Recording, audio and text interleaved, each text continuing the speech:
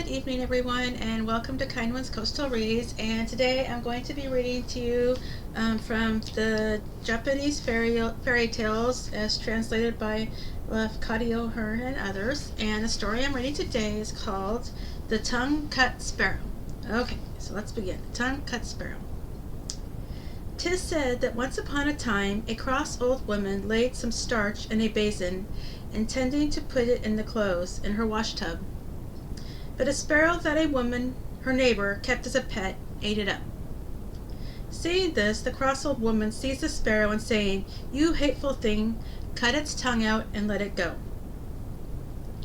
When the neighbor woman heard that her pet sparrow had got its tongue cut for its offense, she was greatly grieved, and set out with her husband over mountains and plains to find where it had gone, crying, "Where does the tongue-cut sparrow stay? Where does the tongue-cut sparrow stay?" At last they found its home. When the sparrow saw that its old master and mistress had come to see it, it rejoiced and brought them into its house and thanked them for their kindness in old times, and spread a table for them, and loaded it with sake and fish till there was no more room, and made its wife and children and grandchildren all serve the table. At last, throwing away its drinking cup, it danced a jig, called the sparrow's dance. Then they spent the day.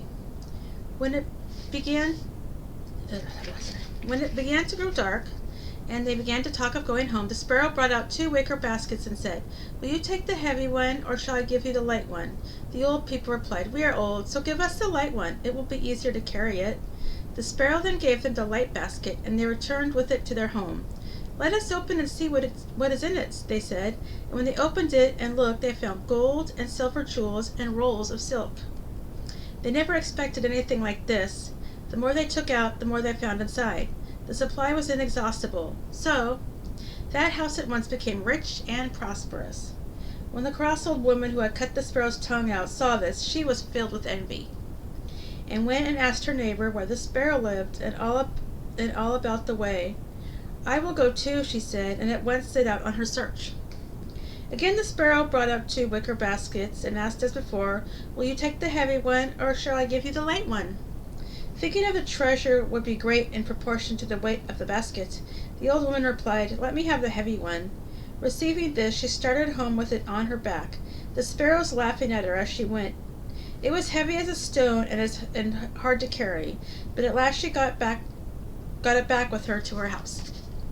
Then, when she took off the lid and looked in it, a whole troop of frightful devils came bouncing out from the inside, and at once tore the old woman to pieces. And that is a tale of the Tongue-Cut Sparrow. And I hope you enjoyed the story. And if you like the story, you can click the like and subscribe button. And I will be back tomorrow with another fairy tale for you. And thank you for watching.